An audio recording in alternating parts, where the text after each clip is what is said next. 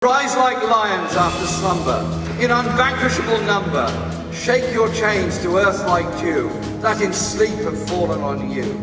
Ye are many, they are few.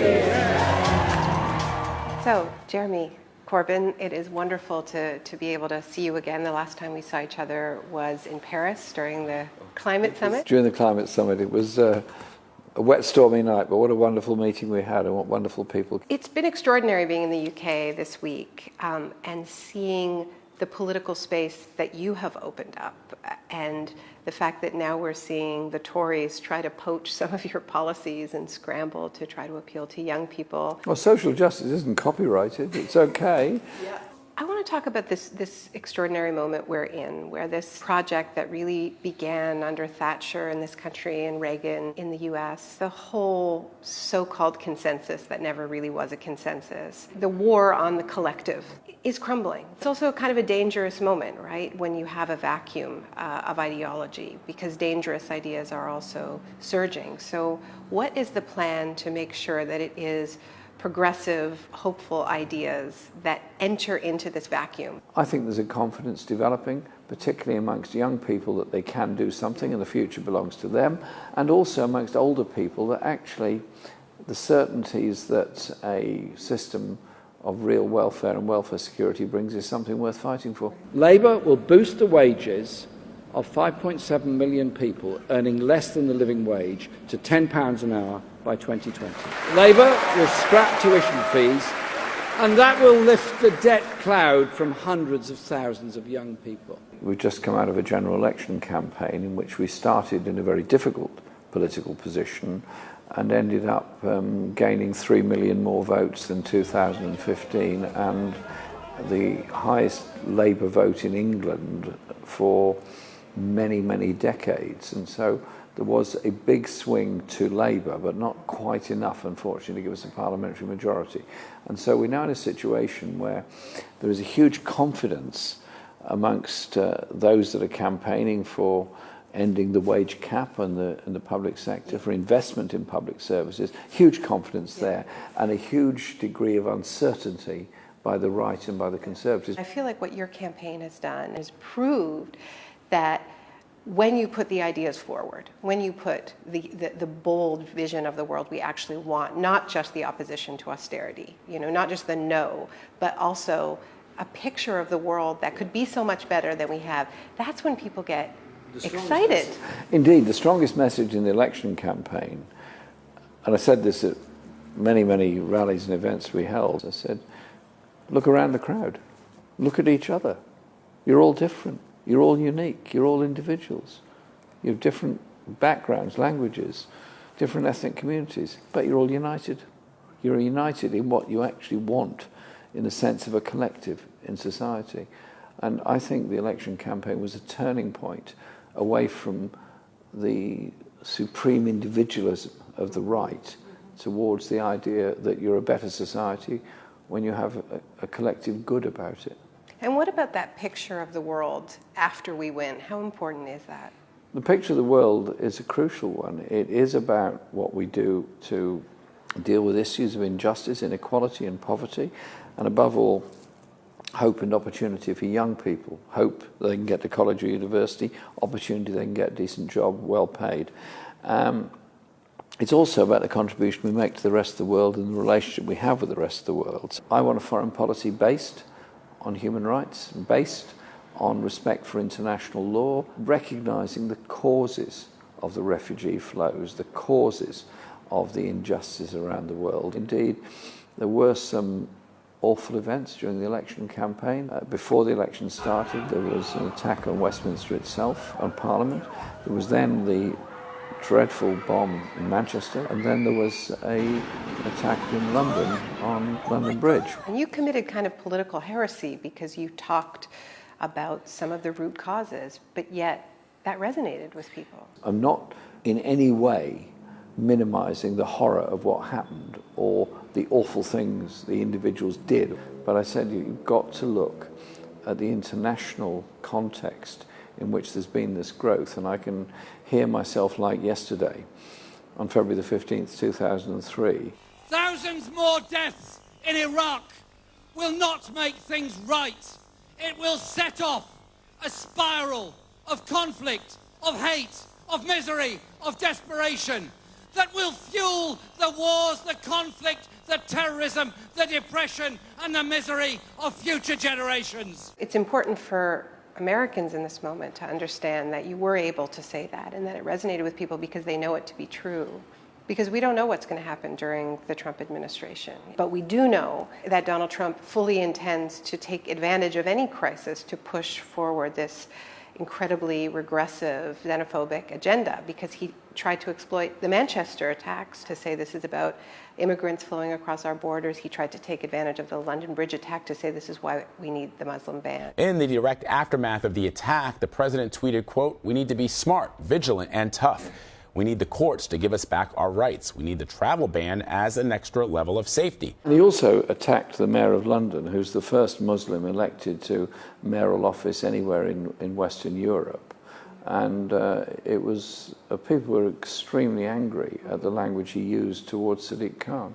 What do you say to some of the world leaders who think that they can only go so far in standing up to Trump? You know, like maybe they'll put out a sassy meme of some kind, but ultimately they're going to welcome him with open arms.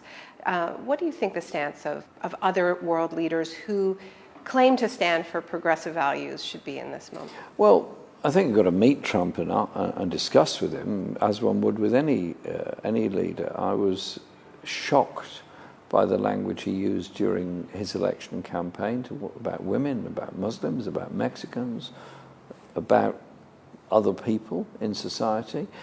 I was also appalled at the language he used surrounding Paris climate change discussions. I mean, these are serious global issues. Yeah. What kind of world are we going to leave in the future, and what are we doing to this planet? And he seemed to think this was an opportunity for promoting polluting industries. Well, he actually said he was going to negotiate a better deal. Well, I'm not sure what he means by a better deal, and that would be an interesting discussion. But having worked like you have for a very long time on these issues, the fact that finally India and China, in a formal setting, came on board with the idea there are limits to emissions, there are limits to pollution. For then the USA, having come on board under Obama, then walks away under Trump, is beyond sad. But certainly because they're going so rogue on climate, I think there is a responsibility for everybody else to do more in this moment, not to just sort of, okay, he's lowered the bar so much that everybody looks good in comparison. And we are seeing examples of that. We're seeing, including in the US, we're seeing cities stepping up and saying, well, we're going to speed up our transition to renewables. And internationally, I think we need to see the same thing as well. I mean, I think that the image of the USA is too often presented as the image of what Donald Trump has said day to day, whereas the reality, look at the number of jobs in renewables in California alone runs into the hundreds of thousands. Look at the growth of renewable energy systems across the USA, the number of states and cities that are serious about protecting their environment and controlling what they can of climate change. I want to talk a little bit about the way some of my friends in the United States are feeling right now, who were very inspired by this election campaign and by your leadership bid within the Labor Party. I have to tell you that people are feeling a little discouraged right now in the United States. They are up against Trump, but they're also up against a Democratic Party that is fighting them on single-payer health care, on universal public health care, that seems to want to keep charting this what they see as a safe centrist path, but what we're seeing again and again is it's not safe because it's a losing path. It's not speaking to people's urgent needs for good jobs, for free public education and affordable health care. What do you say to the people who organized for Bernie and are just feeling really frustrated right now? Bernie called me the day after our election here. I was half asleep watching something on television, and Bernie comes on to say, well done on the campaign. And I was interested in your campaigning ideas. Where did you get them from? And I said, well, you actually. And what I would say to people is, look, don't be discouraged. At the end of the day, human beings want to do things together. They want to do things collectively. And that's the kind of society we are trying to create. We went into an election campaign in a difficult political position, and we put forward a manifesto that was collective in its approach, was specific in what it would do, in the sense of ending university tuition fees, in the sense of raising minimum income, and we gained the biggest increase in votes for our party since the Second World War, and we gained the support and participation of a very large number of people. We didn't win the election. I wished we had, but in that campaign we changed the debate in exactly the same way. Senator Bernie Sanders' intervention into the Democratic nomination did mobilise a very large number of people. Now, the last person in the USA... But you did win the leadership of the Labour Party. That campaign wasn't ultimately successful within the Democratic Party. Do you think people should keep fighting for the soul of that party? Well, it's the soul of the people, isn't it? And it's not for me to tell people what specific organisations they should or shouldn't have in the USA, because the party system in the USA is very different to here. What we've done is change the terms of debate. But the other key point, and this is what works on both sides of the Atlantic, is the methods of campaigning. Yeah, you knock on doors and you identify voters. That's key, crucial. But if you're seen solely through the prism of media that is quite right-wing and quite conservative in its views, then all you're doing when you knock on the door is hearing an echo of what people have heard on a right-wing television station or through the printed media. Social media and the technology and techniques that are there through social media give an opportunity that's never been there before to get that message across. Just think, those people that were campaigning for social justice in Chicago in the 1920s, the best they could do was print their own newspaper if they could afford it, or psycho-style a leaflet and take it round and hand it out on bread queues. I grew up in the era when you used to print your own leaflets and go and give them out. You can now send out something on social media and you can reach potentially millions of people in 5 minutes. The opportunities are there, and it's not regulated, it's not censored, it's not controlled. It seems to me that you have received just about as bad media treatment, smears from elite media, as is possible to receive. Really? It didn't work.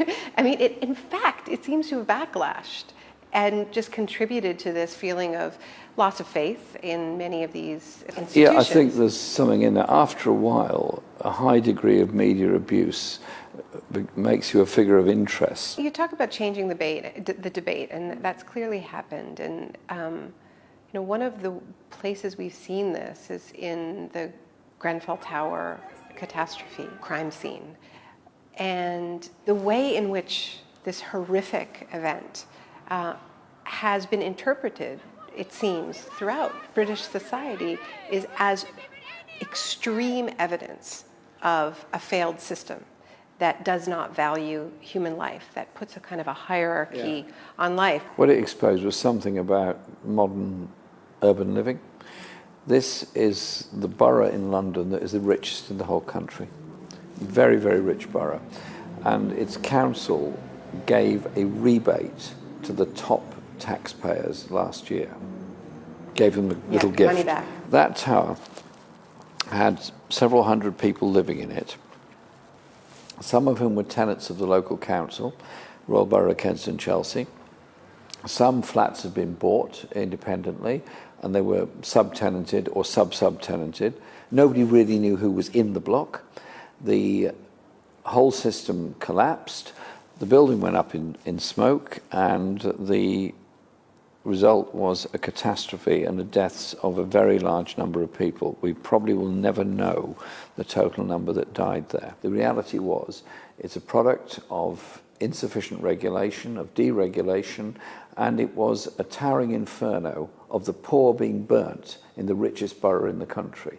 And that's a wake-up call about safety of buildings. It's a wake-up call about the idea you go forward to this wonderful free market Valhalla of the future by tearing up every regulation like it's a denial of the opportunities for the private sector. And so the debate has turned full circle on this. I went there following day and spent quite a lot of time talking to those that had escaped from the tower and talking to traumatized firefighters and paramedics and ambulance workers and police officers who were getting ready to go into the building. It was then cooling from the fire, in order to bring out the bodies. They're the people who are the real heroes in this. There's a wall now, I think you've probably seen it, where residents have put up questions that they have for the authorities. And these questions are just completely heartbreaking. There's, kids asking, is my school safe?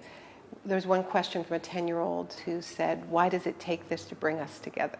And that's a good question. And I think we learn this lesson again and again during times of crisis. When we're tested, we can either turn inward and against each other, and we saw a lot of that after 9/11 in the United States, where Muslims were scapegoated, and we lost a lot of liberties in this country and around the world with these draconian laws pushed through. Wars were started in the name of that attack. Now, surely the response to racism, the response to poverty, the response to deregulation is about the strength of the community and the collective. So if a lesson comes out of Grenfell, it's got to be that. I want to ask you if there's been a moment that really sticks with you during the campaign or since, that is the most hopeful moment you've seen, where you could see the country that you want to live in, a glimpse of it. A gentleman came to our rally in Hastings, which is South Coast seaside resort fishing town. He was aged 91. I joked with him because I'd been told he was 92, and he said, how dare I call him 92? He was only 91. And he joined the Labour Party in 1945, been a party member ever since then, very active all his life, and he said this was the most hopeful time of his life. And he told me his mother had been a suffragette who campaigned for the women's right to vote at the time of the First World War, and his grandfather had been in the Chartists in the 1850s, which helped to bring about some degree of democracy in Britain. And I just thought, this man has come out to a rally on a Saturday morning at that age because he's full of hope for young people. We were characterised as an election campaign that was full of young idealistic people. Yeah, there were a lot of young people there, and many of them with brilliant ideals and brilliant imagination. There were also a lot of older people there who came there saying, I want something better for my grandchildren. I want something better for society in the future. It was a coming together of large numbers of people. Well, I really want to thank you for your leadership and for your boldness in doing that, because it isn't only inspiring people in this country. I think it's inspiring people around the world who really do need some inspiration right now, particularly in the United States. Can I say thank you very much, but it's not about you or I as individuals. When people's minds are opened up, there is no end to the possibilities.